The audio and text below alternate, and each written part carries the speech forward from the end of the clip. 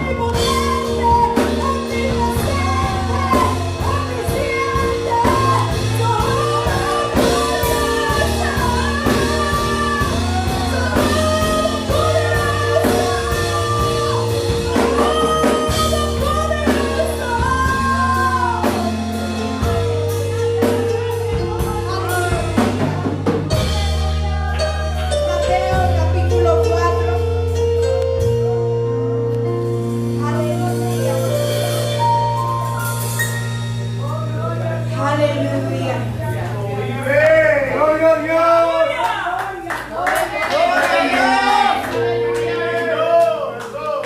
Mateo capítulo 4, verso 18. Y luego iremos a Mateo capítulo 26.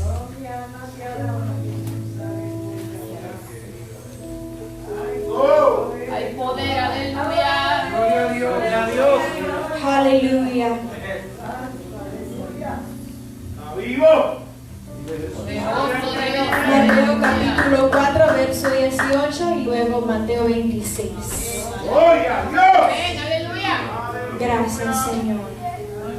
¡Gloria a Dios! ¡Aleluya! Su presencia ya está aquí. Su Espíritu Santo está con nosotros.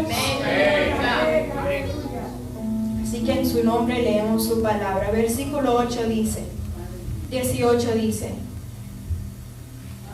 Andando Jesús junto al mar de Galilea, vio a dos hermanos, Simón llamado Pedro y Andrés su hermano, que echaban la red en el mar porque eran pescadores. Y les dijo: Venid en pos de mí y os haré pescadores de hombres. Ellos entonces, dejando al instante las redes, le siguieron.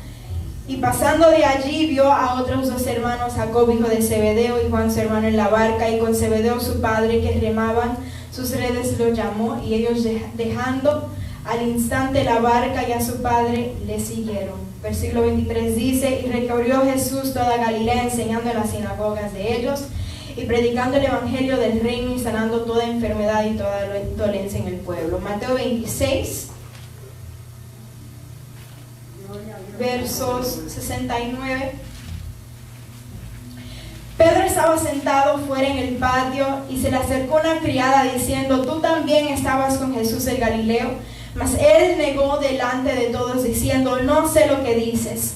Saliendo él a la puerta, le vio otra y dijo a los que estaban allí: También este estaba con Jesús el Nazareno. Pero él negó otra vez con juramento: No conozco a este hombre. Van 2 veces que él niega a Jesús. Versículo 73, un poco después, acercándose, los que por allí estaban dijeron a Pedro: Verdaderamente tú eres de ellos, porque aún tu manera de hablar te descubre. Y a la tercera vez él dice: Entonces él comenzó a maldecir y a jurar: No conozco al hombre. Y enseguida cantó el gallo. Entonces Pedro se acordó de las palabras de Jesús, que le había dicho: Antes que cante el gallo me negarás 3 veces. Y saliendo fuera lloró amargamente. Gracias, Señor, por tu palabra, que ya es bendecida. Te pedimos que en cada de nosotros haya una intención y un deseo de poder recibir tu palabra en esta mañana, ya que esta palabra no es en vano, sino que sabemos que esta semilla será sembrada en cada corazón y que el producto de esa semilla será el producto de la cual vivan a través de ella, Espíritu Santo. Te pedimos, Señor amado, que por medio de esa palabra haya frutos, haya vivencia, Espíritu Santo, y que tú trates con cada corazón, Señor amado, y que tú hagas conforme a tu voluntad en esta noche. Si te place hacer prodigios y milagros, estás en todo el derecho. Si te place salvar, si te place sanar y libertar, hazlo así como tú quieras, que se cumpla tu voluntad y no nuestros deseos, porque tu voluntad es más perfecta que todos nosotros. En el nombre de Jesús te damos gracias, Jehová. Amén. Pueden tomar sus asientos. Aleluya. Es una bendición para mí poder estar aquí, porque estoy seguro que hay un montón de personas aquí que están mucho más adecuadas, o son mucho más adecuadas para poder exponer la palabra del Señor. Pero ¿quién somos nosotros para decirle al Señor qué hacer y qué no hacer? Amén. Gloria al Señor. Aleluya. No sé si a través de la palabra del Señor han podido ver cómo el Señor trata con el hombre. Jesús llama al hombre de una condición, lo saca de esa condición y lo transforma. Vemos a un Jacob que fue un usurpador, Dios lo transforma. Vemos un Abraham que Dios le dice: sal de tu tierra y de tu parentela. Dios cambia el entorno de ese hombre y hace un plan perfecto para la vida de ese hombre. Eso es lo que Dios, por medio de su palabra, nos enseña múltiples veces con el hombre. Gloria al Señor. Dios transforma el plan y el diseño del hombre para cumplir voluntad del Señor, para cumplir su propia voluntad. Eso es lo que vemos en las Escrituras, y es esto mismo lo que Jesús hace con estos discípulos. No sé si en alguna vez de tu vida has planificado en tu mente cumplir con un sueño, emprender algo, y con el tiempo, por medio de la oración, logras entender que no es exactamente lo que Dios quería para tu vida, es algo completamente diferente, y Dios cambia el entorno y cambia los sucesos para que te puedas ajuntar y ir hacia la voluntad de Dios que Él ha establecido. Eso mismo pasa con estos discípulos. Después de Jesús ser bautizado por Juan el Bautista, donde la palabra del Señor nos revela que durante el bautismo el Espíritu Santo se revela como paloma y dice: este es mi Hijo amado, en quien tengo complacencia, a él oír. Este fue el escenario donde Jesús es bautizado. Luego de ser bautizado, continuamos leyendo a los principios de los primeros capítulos de Mateo, es llevado al desierto donde es tentado por Satanás. Aleluya, después de un bautismo glorioso y poderoso, y eso es un mensaje completamente aparte, pero quisiera hacer un paréntesis aquí. Después de un bautismo donde el Espíritu Santo se revela y apunta a Jesús como el escogido, como el Mesías, para que los hombres y los judíos pudiesen entender que Él era el escogido. Después de este escenario, Jesús es llevado al Espíritu por el desierto. No fue llevado ni por el diablo, ni por su carne. Fue llevado por el Espíritu al desierto a ser tentado. Y Brady muchas veces dice que la prueba de que tú estás en el lugar correcto, en el plan perfecto de Dios, no es que después que tú eres escogido o llamado para hacer algo, que rápidamente hagas la función de los dones de las cuales Dios te entrega, que hagas milagros, prodigios, prediques, seas evangelista, seas pastor, seas líder, sino que Dios te lleva a una adversidad y una prueba para probar tu fe. No para exactamente determinar o hacer ver o notorio si verdaderamente eres el apropiado para la misión que Dios te ha entregado.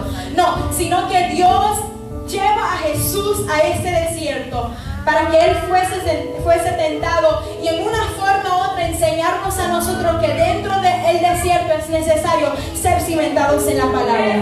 Porque si vemos esa historia, y todavía estoy en la paréntesis, si vemos la historia y el suceso de la tentación de Jesús, Satanás llega donde Jesús y le ofrece 1000 cosas, y Jesús le dice: escrito está, no solo de pan vivirá el hombre.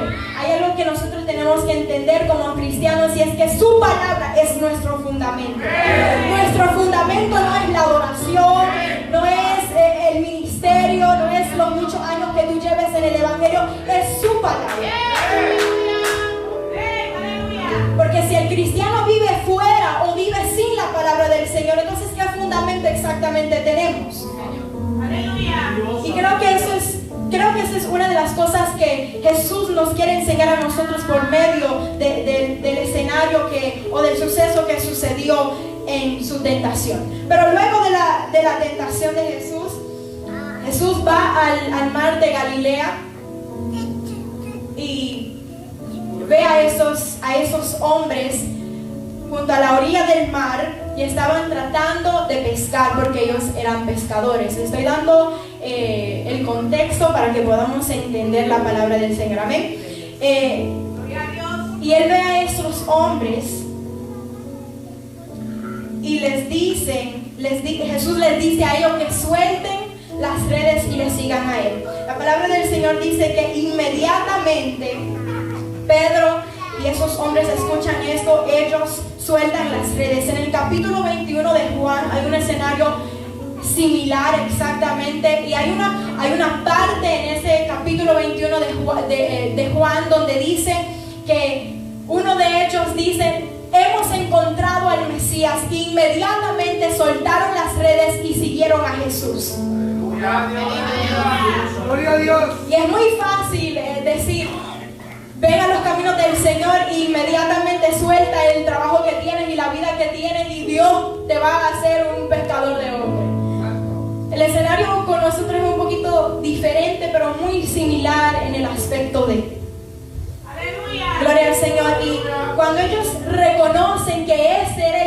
Mesías, ellos entienden la necesidad y la prioridad de soltar lo que ellos hacían para seguir a Cristo. Para seguir a Cristo.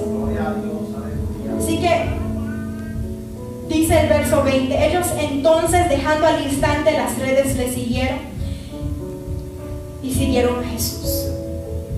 Y me quiero detener aquí, porque nosotros tenemos que entender que seguir a Jesús no es un compromiso cualquiera. No es fácil servir a Dios.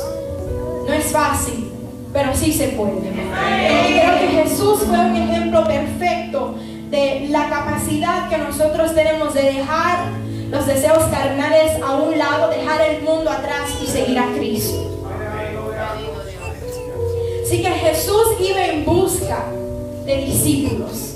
¿Por qué Dios, después de ser bautizado, después de ser escogido y tentado, por qué es necesario que Jesús tuviera discípulos que le siguieran? Simplemente porque Él necesitaba dejar un legado, necesitaba dejar testigos en la tierra que siguieran las pisadas del Maestro. Y esa es la razón por la cual Jesús no se detiene ni en Ocala, ni en Orlando, ni en Tampa. Se detuvo junto al mar de Galilea y vio a esos hombres que llevaban años pescando, hombres que tenían mucha experiencia en lo que ellos hacían, mucha experiencia en pescar. Y Él escoge a esos hombres y dice: creo que estos son los indicados para ser mis seguidores, para ser mis discípulos. Y eso es exactamente lo que Dios hace con nosotros. Nos ve a nosotros, fija su mirada en nosotros y dice: creo que esta es la persona adecuada para ser testigo mío, para ser hijo mío. Y por eso nosotros somos escogidos, no porque somos lindos, no porque sabemos mucho, no porque llevamos tanto tiempo en lo que hacemos, sino porque Dios en su plena misericordia se fija en usted y se fija en mí para que seamos seguidores de Él. Y esto es lo que Jesús hace con estos hombres. Él se detiene junto al mar de Galilea. Inmediatamente, tal vez no tuvo una conversación muy grande con ellos, pero el solo hecho de los discípulos reconocer quién era el Mesías. Abro paréntesis, ahí hay algo muy importante: reconocer quién es el Mesías, porque si los discípulos estaban en la barca y no hubiesen reconocido quién era Jesús, posiblemente hubieran ignorado y hubieran dicho: ¿quién es este diciéndome que yo suelte mis redes? Que llevo tantos años haciendo esto. ¿Quién es este para que yo suelte mi manera de vivir y lo siga Él? Pero no estamos hablando de cualquier persona, estamos hablando del Mesías. Estamos hablando del Salvador. Estamos hablando del que estaba a punto de ser crucificado para que usted y yo tuviésemos vida, tuviésemos salvación. Y ellos reconocían el poder que había en el Mesías. Y ellos no tuvieron ninguna queja, ningún problema en soltar lo que ellos hacían por seguirlo a Él.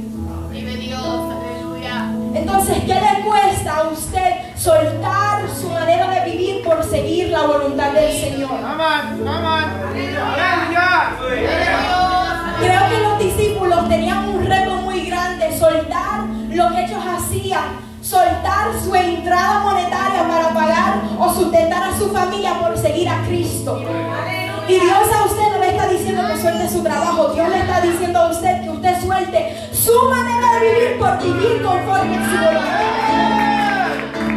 O sea, estamos hablando de un escenario literal que pasó con los discípulos a un escenario espiritual que hoy puede pasar con usted. Quizás usted me dice: Sara, pero yo llevo años en los caminos del Señor y yo le sirvo a Cristo, yo acepté al Señor. Pero no es solamente aceptar al Señor, sino es exactamente vivir por Él y para Él. Porque a veces estamos en la casa del Señor y llevamos tantos años y en realidad no sabemos ni quién es el Mesías. Job una ocasión decía: de oídas te había oído, pero ahora mis ojos te ven. Y muchos de nosotros a veces llegamos a los caminos del Señor, aceptamos a Cristo en nuestra vida, somos muy obedientes, muy sumisos a la palabra del Señor, pero en realidad solamente le conocemos por el testimonio del hermano, solamente le conocemos por lo que dice la Escritura, pero en realidad no hemos tenido un momento donde Dios se revele en nuestra vida y digamos: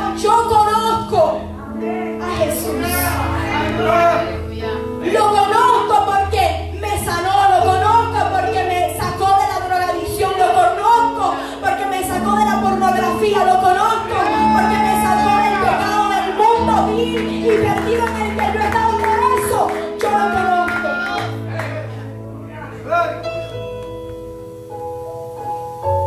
Y los discípulos no se querían conformar. No se querían conformar con solamente escuchar de lo que Jesús hacía alrededor de ellos, que Él hacía prodigios, hacía milagros, hacía un montón de cosas que la palabra del Señor establece. Ellos querían ser testigos de esos actos. Querían ser seguidores de Él. Ellos querían seguir a Dios. Mateo 16:24 dice: si alguno quiere venir en pos de mí, niéguese a sí mismo, tome su cruz y sígame. Es exactamente lo que los discípulos hicieron y lo que Jesús quiere que nosotros hagamos. Punto número 1, Cristo nos llama a seguir. Cristo no nos llama a seguir nuestros sueños. Estábamos en la prisión ministrando el otro día y predicaba exactamente de esto. El mundo nos enseña que llegamos al mundo a cumplir nuestros sueños, a ser felices y que somos dueños de nuestro destino. Son 3 cosas esenciales que el mundo nos enseña. En la escuela nos dicen: sigue tu sueño, que tú vas a ser el maestro que quieres ser. Sigue tu sueño, que vas a tener la carrera que quieres tener. Y no hay ningún problema en eso, se puede lograr. Pero cuando hablamos de establecer un sueño propio versus cumplir el sueño de Dios para nuestra vida, es algo completamente diferente. Dios no exactamente nos llama a nosotros a cumplir lo que nosotros queramos, sino que Él nos llama a nosotros a cumplir lo que Él quiere para nosotros. Eso es lo que Jesús hace. Y mientras el mundo nos enseña miles de ideales y miles de cosas y miles de teorías y valores, Dios por medio de su palabra nos revela la verdad. Mateo 16:24: si alguno quiere venir en pos de mí, niéguese a sí mismo, tome su cruz y sígame. Niéguese a sí mismo, toma su cruz y sígame. Cuando llegamos a los caminos del Señor, tenemos que negar lo que nosotros somos para ser transformados por Él y seguirle a Él, exactamente como dije anteriormente, lo que los discípulos hicieron. Aquí en Mateo 4 vemos a un Pedro decidido, vemos a un Pedro motivado, apasionado por seguir a Jesús. Y la razón por la cual leí Mateo 26 verso 69 es porque en ese capítulo de Mateo 26 vemos a un Pedro completamente distinto.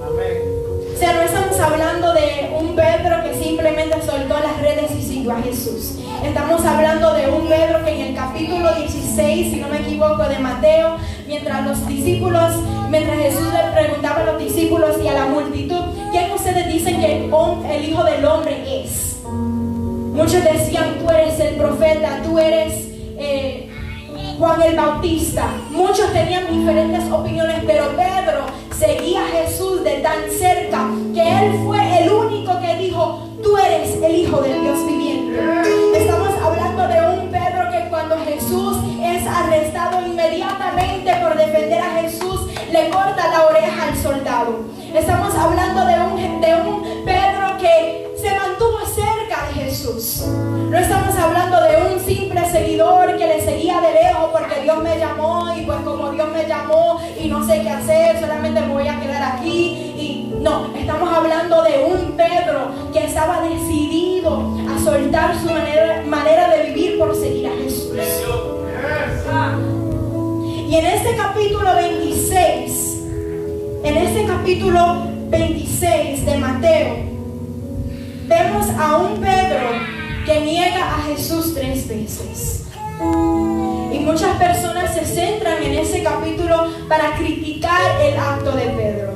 Pero si analizamos la historia, fíjese que no es muy fácil usted seguir a Cristo y enfrentarse entre un escenario, estar al frente de un escenario donde todo el mundo viene en contra de Jesús y pues Jesús es el que yo sigo, y si a Jesús lo matan y lo arrestan, pues ¿qué hago yo? Mejor le digo que yo no lo conozco. Mejor soy como Él. Y esto fue exactamente lo que Pedro hizo. Los estudiosos dicen que hay dos razones por las cuales Pedro niega a Jesús. Número 1, debilidad, y número 2, miedo. ¿Por qué la debilidad? Porque antes de Jesús ser arrestado, gloria al Señor, antes de Jesús ser arrestado, Él le dice a los discípulos en el monte: vengan conmigo, oren conmigo, porque va a venir el momento de la prueba. Y fue en ese mismo monte donde Jesús le dice a su Padre: si es tu voluntad, pase de mí esta copa, pero si no es tu voluntad, que se haga la tuya y no la mía. Y Jesús le había dicho a los discípulos que oraran por Él, porque Él se iba a ir y era necesario estar firmes en el momento de la prueba, porque ellos no iban a tener ya más un maestro a quien seguir. Por eso Jesús le dice a ellos: oren conmigo. ¿Y qué hicieron? Se quedaron durmiendo y no oraron. Y Jesús va y los despierta y le dicen: oren conmigo otra vez. Incluso Jesús le revela una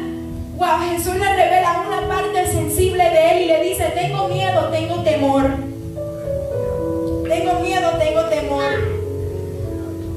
Jesús expresó ante sus discípulos, hago una paréntesis aquí, es necesario que como líderes seamos transparentes. No hay nada malo que como líderes, presidentes de jóvenes, pastores, presidentes de damas, líderes de caballeros, de niños, no hay nada malo que tus líderes sepan que tú eres humano. No hay nada malo en eso, porque Jesús lo reveló. Gloria a Dios. Malo es cuando al frente de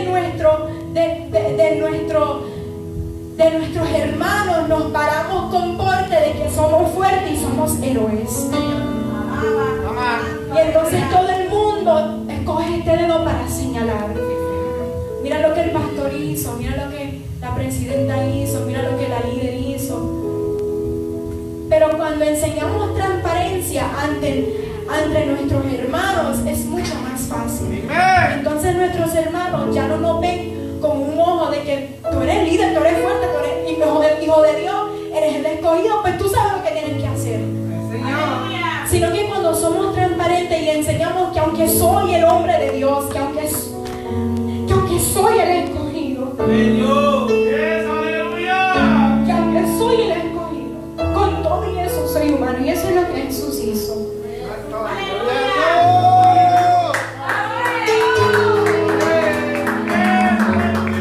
Eso fue exactamente lo que Jesús hizo. Exactamente lo que Jesús hizo.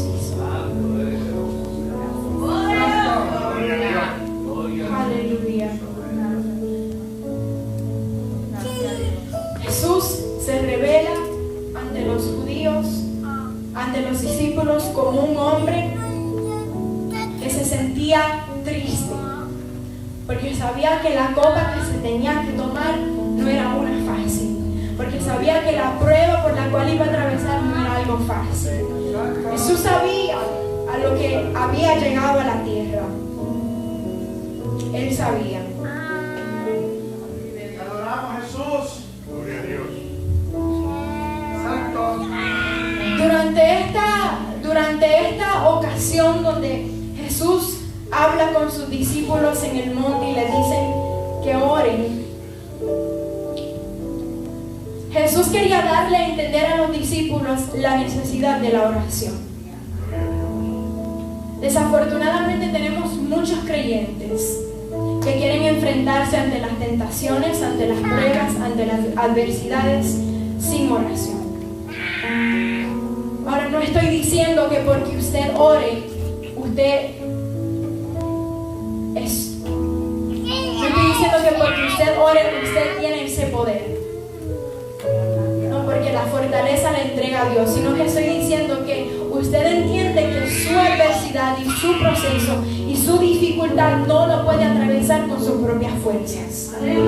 Y Jesús, siendo el maestro de estos discípulos, Él le quería enseñar que no todo era de milagros, que no todo era de prodigios, que no todo era de las multitudes,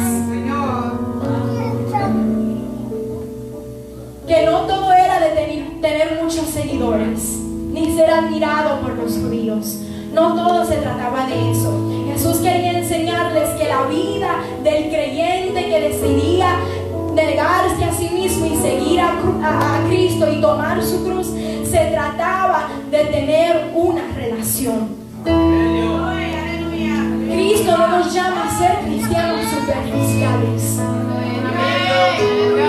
Ni cristianos, no nos llama a ser cristianos superficiales, porque cuando caemos en la superficialidad entramos a la categoría de religiosidad. Y si usted nota, Cristo era muy en contra y muy diferente a lo que eran los religiosos. Eso se miraba en un montón de escenarios con los escribas y los fariseos. Y Jesús le quería enseñar a los discípulos: hay que orar. Hay que orar, porque tu vida de cristiano, cuando lleguen los milagros y cuando lleguen las manifestaciones y cuando lleguen los prodigios, no te vas a sustentar de eso. Iglesia, no te vas a sustentar de eso, porque no es suficiente. Los milagros van y vienen, los prodigios van y vienen, las liberaciones van y vienen, pero la palabra, el fundamento del cristiano es lo que te hace aparecer. Eso es lo que Jesús le quería enseñar a los discípulos. No se trata de todo eso, no se trata de que yo sea el escogido para predicar y para hacer todo lo que el Padre me ha enviado a hacer, sino que se trata de verdaderamente dejar una enseñanza, un testimonio vivo aquí en la tierra. Si tu familia te ve a ti como cristiano y tú solamente le enseñas que cristiano es ir a la iglesia, pero no oras en la casa, no te ven cantando, te ven gritando más de lo que tú alabas, te ven maldiciendo más de lo que tú profanas, dices ser que eres cristiano, pues estás equivocado. No tienes el concepto correcto de lo que Cristo quería establecerle a los discípulos. Y qué lindo que Dios me lleva a esta parte, porque en esas mismas escenas de la vida es donde nosotros somos como Pedro. Y aquí volvemos a Mateo, al versículo 69 de Mateo 26. En estas escenas de la vida es donde nosotros negamos a Jesús. Nunca usted va a ver, muy pocas veces usted va a ver a un cristiano diciendo: yo no le sirvo a Cristo. No, porque sabemos que eso está mal. Decir que no eres cuando verdaderamente eres, sabemos que eso está mal, pero en el silencio y en el entremedio de la vida, en las escenas de la vida, sí negamos a Jesús. Quizás no negamos a Jesús verbalmente como lo hizo Pedro durante las 3 ocasiones, pero sí con nuestra manera de hablar, nuestra manera de actuar, nuestra manera de vivir, negamos a Jesús muchas veces. Le negamos cuando vemos al deambulante por la calle y tú sentiste que en el corazón algo dijo: ve, cómprale un sándwich, y no se lo compraste. Son esas cosas sencillas donde nosotros negamos a Jesús. No hay que negar a Jesús frente a una multitud diciendo: yo no sirvo a Jesús, yo no soy como Él. No hay que negarlo en esa forma, pero en las cosas sencillas, en las cosas que verdaderamente están escondidas y tú como que no las ves y no te diste de cuenta, y pues ahí en escondido hiciste lo que no tenías que hacer y no te diste de cuenta. En esas mismas escenas de la vida es donde nosotros negamos a Jesús. Y nosotros, que somos los que criticamos y señalamos a Pedro, realmente y verdaderamente nos encontramos en la misma situación que Pedro. Nos encontramos como Pedro negando 3 veces a Jesús. Jesús, sabiendo que tú lo vas a negar, Él te ama, te escoge, te abraza, pone su misericordia sobre ti, te protege, te guía, te guarda, hace todas estas cosas. Su misericordia son nuevas cada mañana, y aún Él, sabiendo todo eso, decidió morir en la cruz del Calvario por ti y por mí, para que fuésemos salvos. Aún Jesús, sabiendo que le íbamos a negar a diario. Analícese, hermano, analice su vida. ¿Cuántas veces hemos negado a Jesús con nuestras acciones? ¿Cuántas veces hemos negado a Jesús con nuestro matrimonio, con nuestro noviazgo, con nuestro porte en el trabajo, en la escuela, en la bodega, en el supermercado? Miles.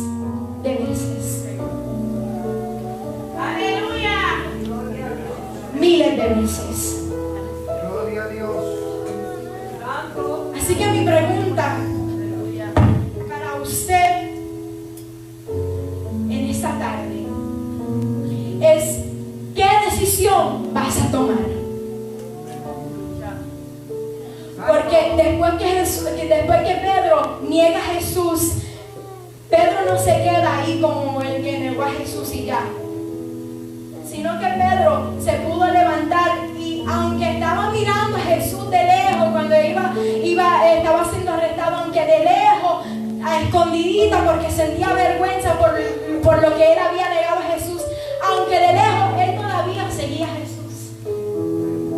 Y a veces nos encontramos en ese mismo escenario de la vida donde reconocemos, wow, negué a Jesús, pequé, fallé, y como que nos olvidamos que la gracia de Dios nos arropa cada día y está con nosotros, y como que de lejos, como que no voy a participar hoy, pastor.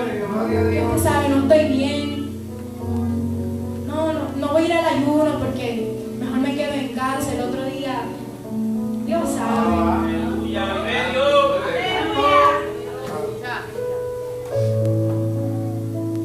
Y nos encontramos como Pedro. Pero déjeme decirle que Pedro, que fue un seguidor de Jesús, y ya estoy terminando, Pedro, que fue un seguidor de Jesús,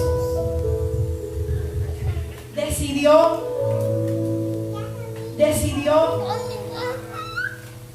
dejar eso a un lado, y aunque de lejos se mantenía siguiendo a Jesús todavía y vio que Jesús fue crucificado, fue este mismo Pedro que Jesús le dice: sobre esta roca edificaré mi iglesia. Eso es exactamente lo que Pedro significa, un hombre que una vez se llamó Simón. Jesús le cambia el nombre y le pone Pedro, roca.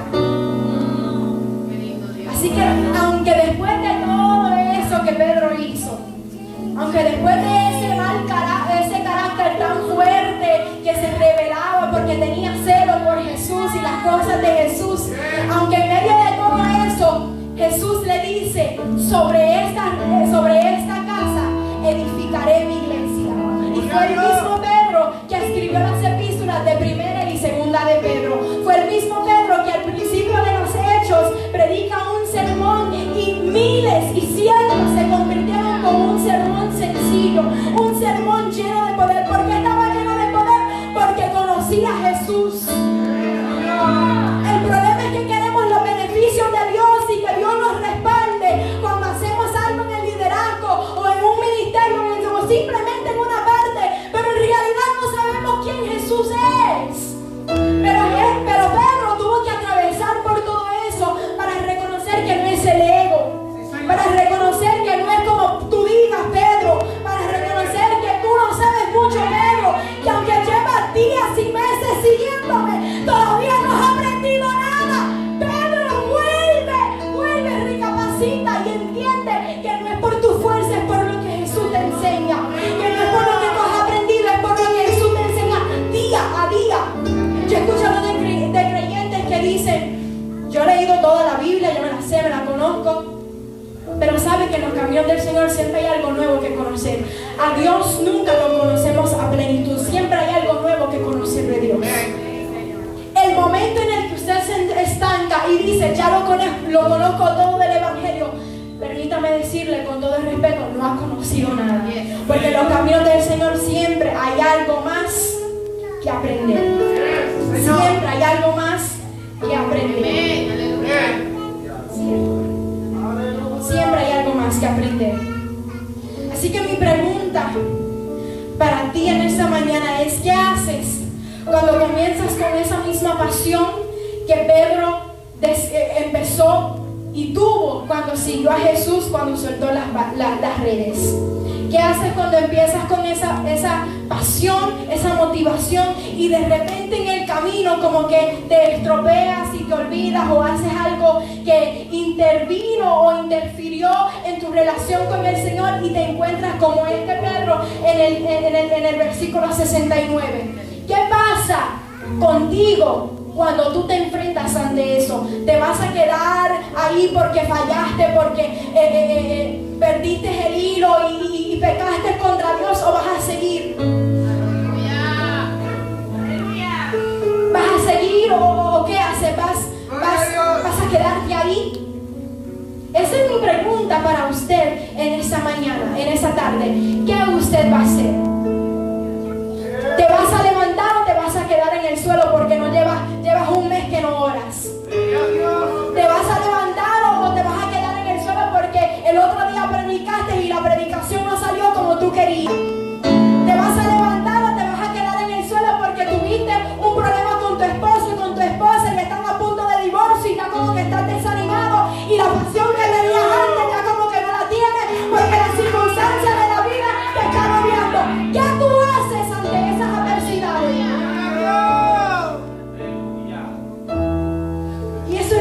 se pregunten esta mañana, ¿qué vas a hacer?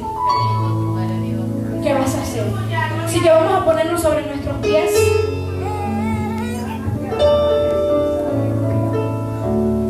Y vamos ahora. Gloria a Dios, Señor.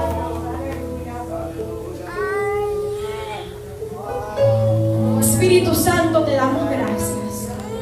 Te damos gracias porque tú eres el